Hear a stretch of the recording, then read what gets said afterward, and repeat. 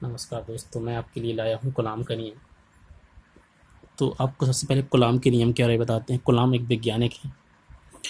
उन्होंने एक नियम दिया था दो आवेशों के मध्य। ठीक है, आवेश के बारे में मैंने पिछले वीडियो में आपको बता चुका था मैं, और आगे देखेंगे कलाम का नियम।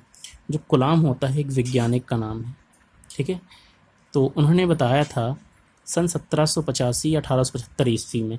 और फिजिक्स में ईस्वी इंपॉर्टेंट नहीं लगता किस में रखा है, आप उसके नियम को लिखिए, वो ज़्यादा इंपॉर्टेंट रहता है आपके लिए। ठीक है, तो क्या बोलता है, दो स्थिर बिंदु आवेशों के मध्य लगने वाला आकर्षण या प्रतिकर्षण बल दोनों आवेशों के गुणनफल के अनुक्रमानुपाती तथा उसकी बीच की दूरी के वर्ग के व्युत्क्रमानुपाती होता है।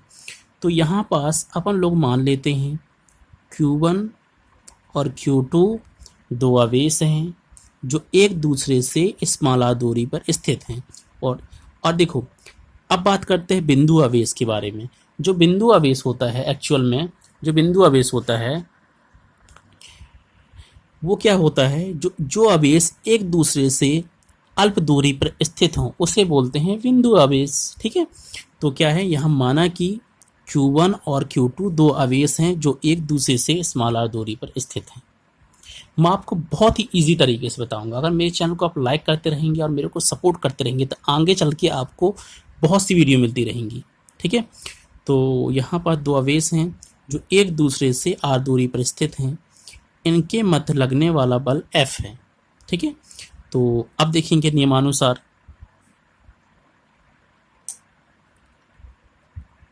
नियमानुसार देखते हैं।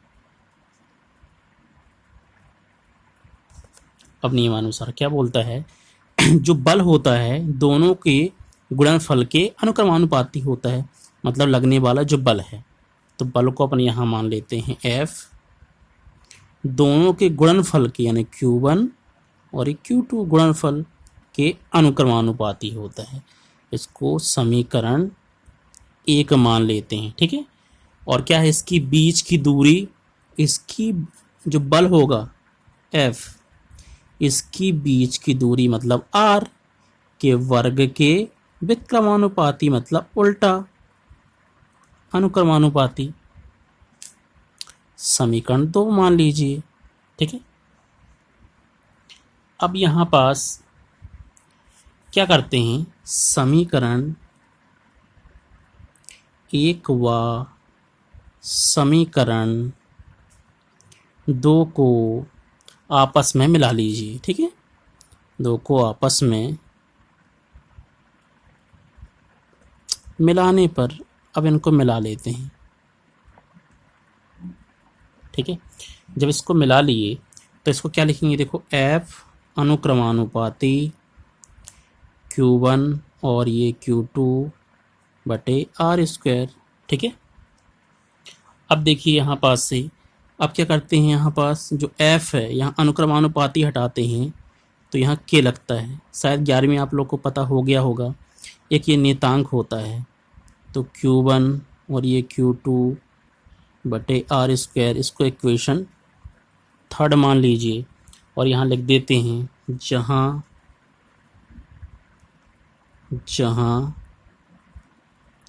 K एक समानुपातिक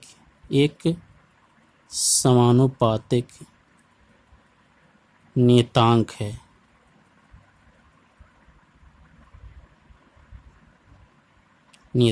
ठीक, तो अब सबसे पहले इसको अपन लिख पद्धतियाँ देते हैं। ठीक है, सबसे पहले इसको देते हैं SI पद्धति में।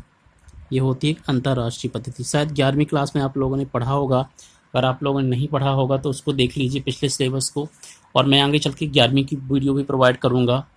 ठीक है, तो SI पद्धति में जो K होता है, K बराबर होता है 1/4 पाई एप्सिलॉन नॉट। इसको बोलते हैं epsilon not.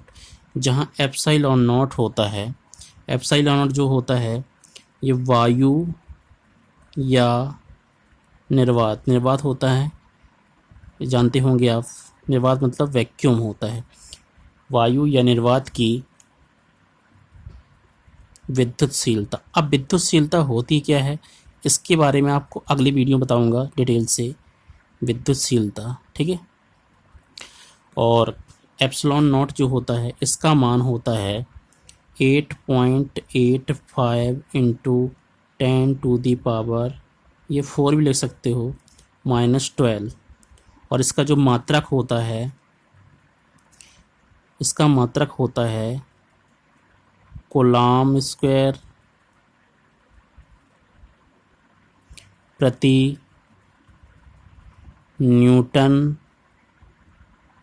Into metre square, ये होता है। तब जो के का मान आता है यहाँ रख देंगे, यहाँ 4, ठीक है। पाई का मान होता है 3.14 और एप्सिलॉन नॉट का मान होता है 8.854 इंटू 10⁻⁻12। और इसको सॉल्व करने पर हमें प्राप्त होता है 9 इंटू 10⁻⁹। इसको लिख सकते हैं। और इसका मात्रक होता है, इसको लिख सकते हैं, इसका मात्रक होता है न्यूटन, इसका मात्रक होता है, इसको हम लिख सकते हैं बहुत ही आसानी तरीके से, ठीक है, न्यूटन इंटू मीटर स्क्वायर प्रति कूलम्ब स्क्वायर, ये होता है, ठीक है। तब समीकरण 3 में जाते हैं, ठीक है। समीकरण 3 से यहाँ पास इसका मान लिख देंगे। तो समीकरण 3 में के का मान क्या आता है अपने पास, 1/4 पाई एप्सिलॉन नॉट, ठीक है, ये होता है मान रखने पर। तो सॉरी, यहाँ पास लिखेंगे F बराबर 1/4 pi epsilon not into Q1 Q2 बटे R स्क्वायर न्यूटन। न्यूटन क्यों होता है कि बल का मात्रक न्यूटन होता है। एक बात और ध्यान रखना, लड़के क्या करते हैं, सोचते हैं इतना बड़ा मात्रक है तो हम न्यूटन क्यों लिखेंगे, कहीं भी बल हो तो सीधे न्यूटन लिख दो, कोई दिक्कत नहीं होगी। जहाँ बल की बात होती है वहाँ न्यूटन लिख दो, सीधी सी बात है, बहुत ही ईजी ट्रिक है करने की, ठीक है। अब देखो इसका मान भी लिख देते हैं। तो F बराबर यहाँ 9 इंटू 10⁻⁹ और ये Q1 और ये Q2 और ये R स्क्वायर, ये आया न्यूटन, ठीक है, ये आता है।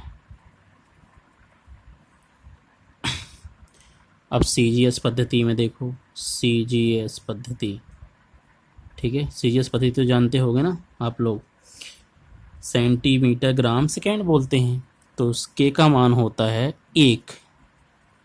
तब समीकरण 3 से, ठीक है, समीकरण 3 से तो रख दो यहाँ। तो F बराबर यहाँ 1 रखने पर कितना आया, Q1 Q2 बटे R स्क्वायर। और बल का CGS मात्रक होता है डाइन होता है, ठीक है, ये होता है डाइन। तो ये हो गया, यही कूलम्ब के नियम का अभीष्ट व्यंजक है।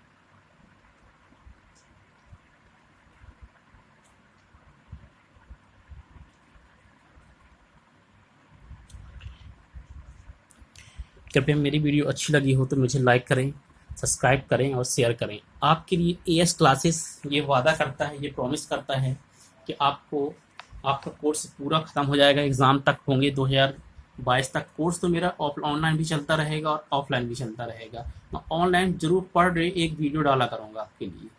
तो मेरे चैनल को लाइक करते रहिए, सब्सक्राइब करते रहिए और शेयर करते रहिए। अगर आप लोगों का सपोर्ट मिलेगा तो आपका AS क्लासेस बहुत आगे तक जाएगा। धन्यवाद।